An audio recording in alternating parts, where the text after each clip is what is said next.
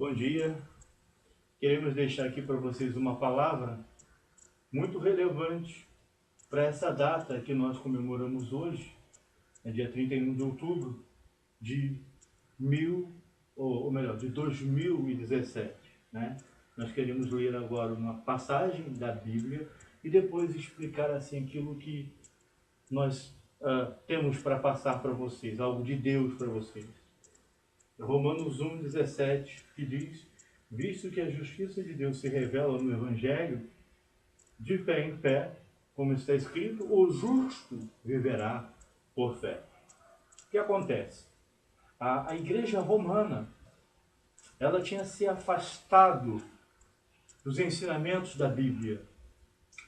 Quando, por volta de 381 depois de Cristo, a igreja cristã passou a ser a religião oficial do Império Romano, práticas pagãs foram sendo colocadas, aderidas pouco a pouco dentro do seio da igreja. Uma das quais era substituir a imagem dos ancestrais, né, os deuses familiares, né, do Império Romano, pelas imagens dos apóstolos e familiares de Jesus, né?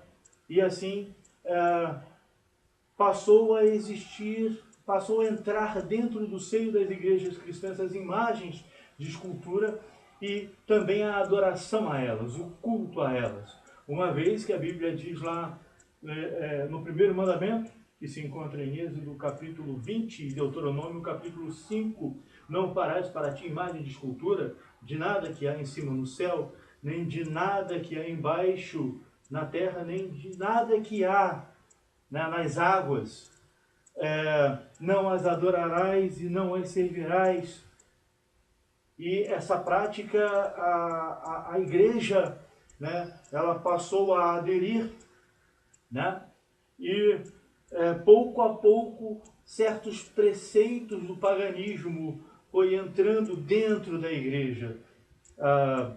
E com o passar dos anos, até a palavra de Deus na língua do homem comum, ela foi proibida. A própria Bíblia foi fechada a portas trancadas de mosteiros e conventos, né? E os cultos ou missas passaram a ser celebradas em latim, a ponto de as pessoas não conhecerem plenamente o Evangelho, né? E nem mesmo muitos sacerdotes que pregavam, eles não tinham muito acesso à palavra de Deus.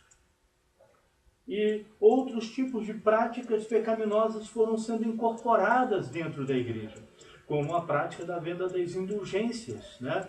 As indulgências eram uma espécie de certificado que garantia a salvação para a pessoa que pagava e também para o seu familiar que tinha morrido. A crença da igreja católica, da igreja medieval, era de que as pessoas, né, quando morriam, elas não iam direto para o céu, nem iam direto para o inferno quando elas não eram cristãs. Elas iam para o purgatório e lá passavam por um processo de purificação até estarem prontas para ir para o céu. Isso a igreja ensina até hoje, né?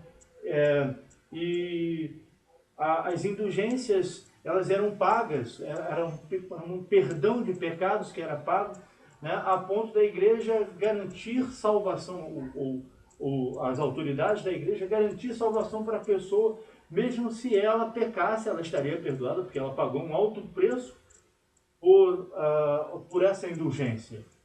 Ela não precisava mais pagar a penitência. E um fato interessante se deu, né, que um monge agostiniano, ele se levantou contra essa ideia e ele foi perseguido por isso. Então, com isso, nós queremos falar sobre a Reforma Protestante. Bom, o que foi a Reforma Protestante? A Reforma Protestante foi um movimento, né, religioso, mas que também influenciou na política e na sociedade cristã da Europa, né?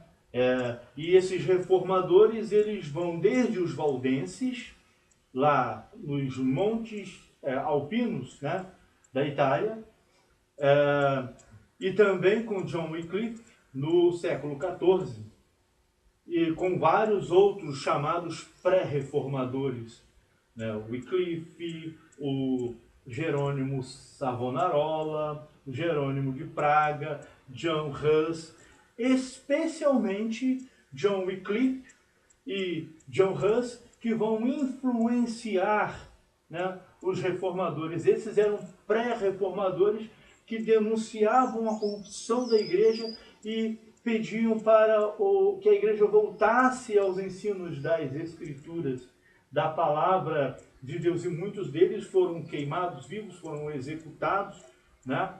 O próprio John Hus, Jerônimo de Praga, Jerônimo Savonarola, foram queimados vivos por conta de sua fé em Deus, né? E isso vai culminar com a Reforma Protestante no século XVI. Martinho Lutero, monge agostiniano, né, sacerdote cristão, né, teólogo, estudioso da Bíblia, ele passou a pregar essa reforma porque ele viu, como conhecedor das línguas originais da Bíblia, ele viu que a igreja tinha se afastado do Novo Testamento. E qual era uma das principais pregações da reforma? Era que a Bíblia é a nossa única regra de fé e prática, a autoridade máxima sobre todo cristão. Que tudo aquilo que se deve fazer e ensinar na igreja deve estar baseado na Bíblia. Que a Bíblia é a autoridade máxima. Esse é o pensamento comum de todos os reformadores da história da igreja e também de todos os evangélicos, né, no mundo, ou que pelo menos deveria ser de todos os evangélicos no mundo. Okay? E a reforma de Lutero, ela vai ser impulsionada por 4 questionamentos que Lutero fez, né? Ou seja, 4 ensinamentos da igreja que Lutero passou a questionar. O primeiro ensinamento era a justiça de Deus. A igreja ensinava que isso para escravizar o ser humano, né? Isso para manter o ser humano cada vez mais dependente dela.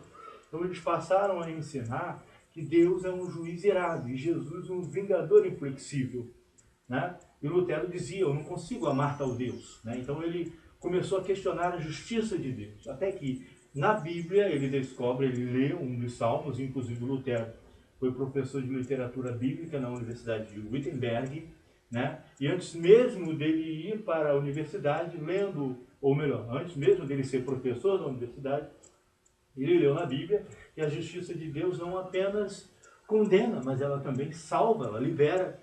E aí Lutero entendeu qual é a justiça de Deus. E a partir daí ele passou a amar, a ter condições em si de amar a Deus. O segundo questionamento de Lutero foi quanto ao culto às relíquias. A igreja ganhava milhões e milhões, né, de dinheiro mensalmente ou anualmente por conta da venda de indulgências, ou melhor, do culto às relíquias, né? Porque as pessoas iam para lá para visitar as relíquias e elas pagavam, né? E essas relíquias eram fraudes, né? As pessoas então achavam um crânio e diziam que era a cabeça de João Batista, por exemplo. As pessoas achavam uma moeda antiga e diziam que era um dos ciclos uma das moedas de prata pelas quais Cristo foi traído. E as pessoas pagavam para ver essas relíquias, né? E cultuar a elas, adorar a elas, homenageá-las, né? E Lutero ele passa a questionar esse culto às relíquias, baseado exatamente nessa passagem, Romanos 1:17, que o crente, o cristão, ele não precisa pagar indulgências, ou melhor, ele não precisa visitar relíquias, cultuar relíquias para a salvação. Ele é salvo pela fé e que o homem precisa apenas de Cristo para ser salvo, né? E aí ele questiona a segunda doutrina, que é o culto, o culto às relíquias. O terceiro questionamento de Lutero é contra a venda das indulgências. A igreja tinha um projeto de construir, né, uma nova Basílica de São Pedro, lá em Roma, né? E eles estenderam a venda de indulgências na Alemanha, e existia lá um arcebispo, Albrecht de Brandeburgo. Ele ele foi comprar, inclusive a igreja também vendia cargos, né? Ele queria ser arcebispo de Mainz, ele já era arcebispo de Brandeburgo, e ele vai lá e compra, né? Ele compra o título, né? E como ele estava sem dinheiro, ele teve que pegar dinheiro emprestado com os banqueiros, né? E depois ele tinha que pagar. E qual foi a forma de pagar? Através da venda de indulgências, né? E ele convidou um eloquente vendedor de indulgências chamado Johannes Tetzel, né? Que passou a vender indulgências, e uma frase de Tetzel se tornou famosa. E essa frase diz que se você pagar uma indulgência quando a moeda cair tinindo no gasofilácio, né, uma alma sai direto do purgatório voando para o céu.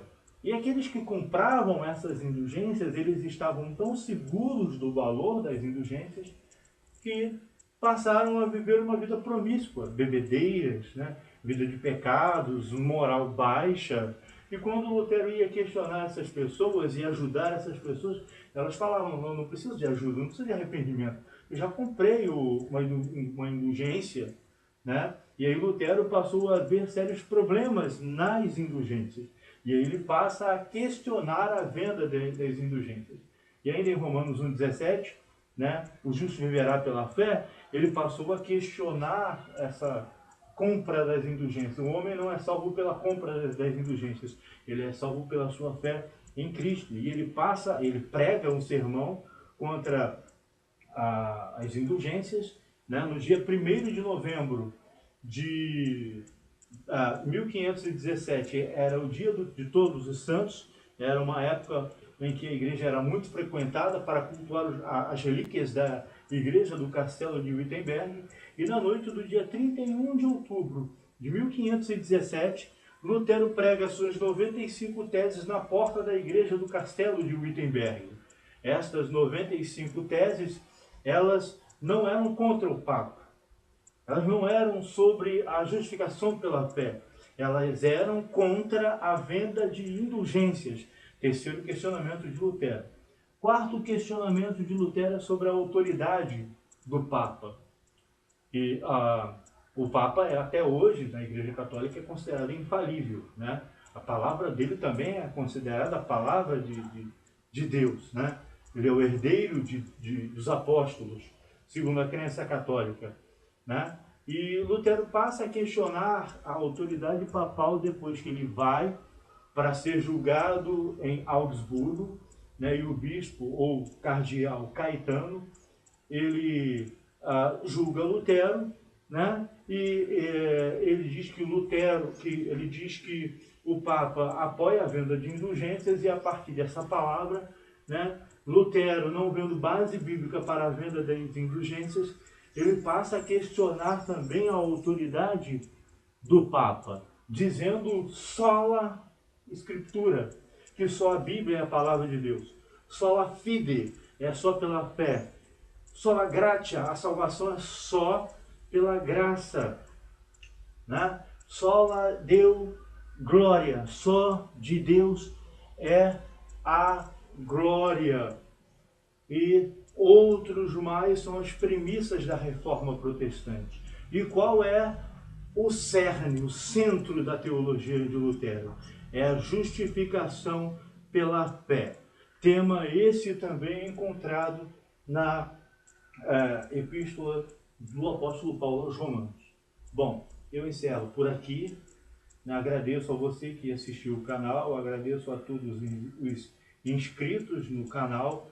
Peço a vocês para que vocês comentem aí abaixo aí do